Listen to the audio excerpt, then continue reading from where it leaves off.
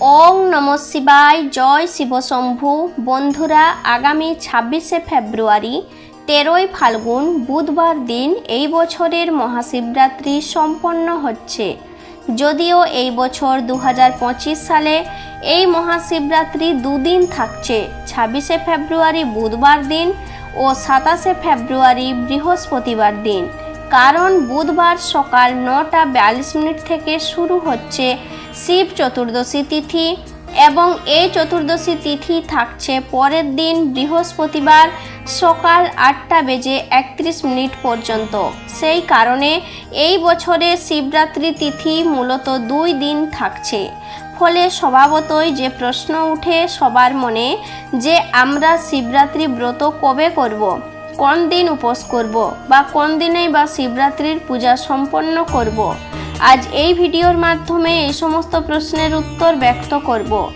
এই সঙ্গে জানাবো, যদি আপনি শিবরাত্রির ব্রত পালন করেন সেক্ষেত্রে আগের দিন কোন খাবার গ্রহণ করতে হয় এবং যারা কোনো কারণে নির্জলা উপবাস রাখতে পারছেন না তারা শিব চতুর্দশীর দিন কোন খাবার গ্রহণ করতে পারবেন এবং সর্বোপরি নির্জলা উপবাস রাখার পর কখন উপোস ভঙ্গ করতে পারবেন, এই সমস্ত কিছু এই ভিডিওতে আপনাদের সামনে বিস্তারিত আলোচনা করব।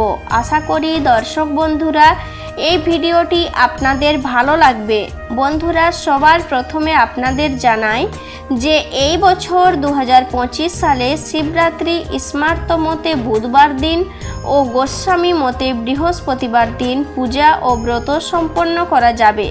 তবে আমরা বেশিরভাগ মানুষই স্মার্ত মতে সমস্ত ব্রত এবং উপাচারগুলি পালন করে থাকি। তাই যদি আপনি স্মার্ত মতে বিশ্বাসী হন তাহলে সেক্ষেত্রে শিবরাত্রির ব্রত, উপোস এবং পূজা সমস্ত কিছুই বুধবার দিন সম্পন্ন করা প্রয়োজন এবং শিবরাত্রির যে পারণ ক্রিয়া সেটি বৃহস্পতিবার 27শে ফেব্রুয়ারি সকাল 8:31 পর 9:56 পূর্বেই সম্পন্ন করা প্রয়োজন।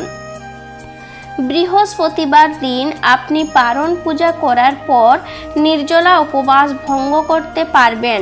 বন্ধুরা, শিবরাত্রির পূজা মূলত সন্ধ্যার পর সম্পন্ন করতে হয়। যেহেতু বুধবার রাত্রিবেলায় শিব চতুর্দশী তিথি থাকছে তাই সমগ্র বুধবার জুড়েই আপনি এই শিবরাত্রির পূজা সম্পন্ন করতে পারেন। শিবরাত্রির পূজা মূলত 4 প্রহরেই সম্পন্ন হয়ে থাকে আর প্রত্যেকটি প্রহরে আলাদা আলাদা দ্রব্য দিয়ে বাবার পূজা সম্পন্ন করতে হয়। স্মার্ত মতে এই 4 প্রহরের সময় হলো প্রথম প্রহর বুধবার সন্ধ্যা 6:25 থেকে 9:28 পর্যন্ত। দ্বিতীয় প্রহর হলো বুধবার রাত্রি 9:28 থেকে মধ্যরাত্রি 12:31 পর্যন্ত।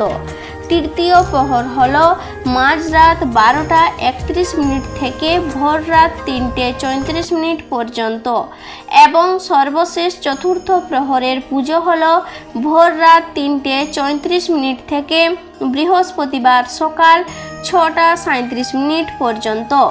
এই প্রত্যেকটি প্রহরে দুধ, দই, ঘি, মধু ইত্যাদি আলাদা আলাদা সামগ্রী দিয়ে শিব পূজা করতে হয়।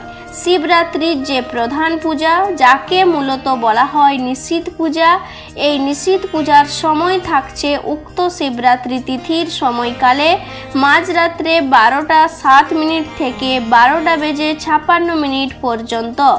বুধবার দিন উপোস রেখে শিবরাত্রি পালন করুন এবং বুধবার সমগ্র রাত্রি জাগরণ করে বাবার পূজা সম্পন্ন করার পর বৃহস্পতিবার দিন সকাল 8:31 পর 9:56 পূর্বে শিবরাত্রির যে পারণের পূজা বা পারণ ক্রিয়া সেটি সম্পন্ন করুন।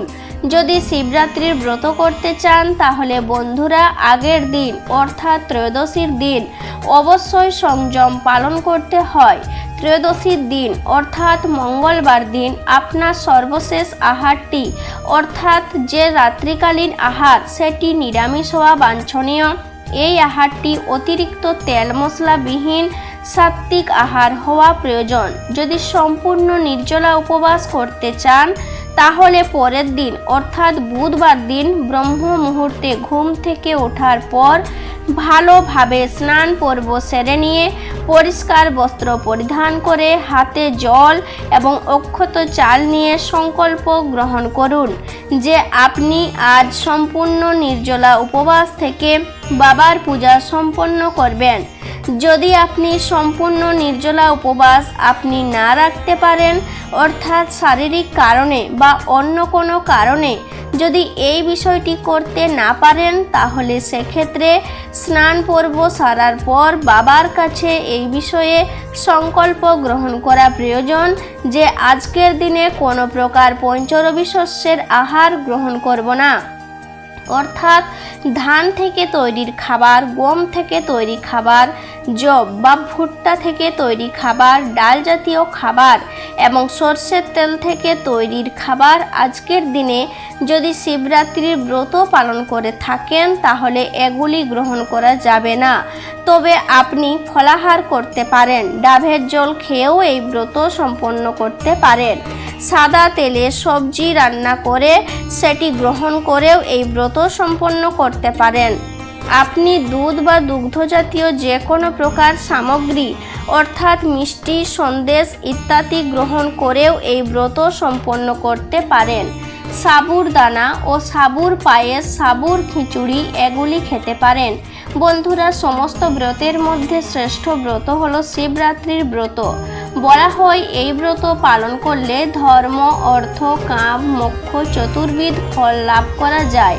শাস্ত্র অনুসারে পৃথিবীর সকল ব্রতের সম্মিলিত ফল পাওয়া যায় শিবরাত্রির ব্রত পালনে। তাই শিবরাত্রির ব্রত নিঃসন্দেহ একটু কঠিন হয়ে পড়ে, তাই এই ব্রতে অনেকটাই সংযম পালন করতে হয়। আর এই সংযম আমরা তখনই পালন করতে পারি যখন আমরা ব্রত পালনের পূর্বে সংকল্প গ্রহণ করব যে আজ আমি এই বিষয়টি পরিত্যাগ করব। আর সেই কারণে আমাদের সব থেকে প্রয়োজনীয় বিষয় যে আহার, সেটি পরিত্যাগ করার কথা বলা হয়। এর মাধ্যমে আমাদের নিজেদেরকে সংযমের জন্য প্রস্তুত করে থাকি। সেই কারণে যদি সমগ্র দিন সম্পূর্ণ উপবাস থাকতে পারেন তো খুবই ভালো, আর তা যদি কোনো কারণে সম্ভব না হয় তাহলে এই সমস্ত জিনিসগুলি আপনি একবেলা গ্রহণ করে বাবার পূজায় নিজেকে নিয়োজিত করতে পারেন। যদি আপনি শিবরাত্রি পালন নাও করে থাকেন তাহলে এই দিন কখনোই কিন্তু আমিষ জাতীয় আহার গ্রহণ করবেন না। তাহলে বন্ধুরা, এখানে ভিডিওটি শেষ করছি। সবাই ভালো থাকুন, সুস্থ থাকুন। নমস্কার, ধন্যবাদ। ঈশ্বর আপনার সর্বদা মঙ্গল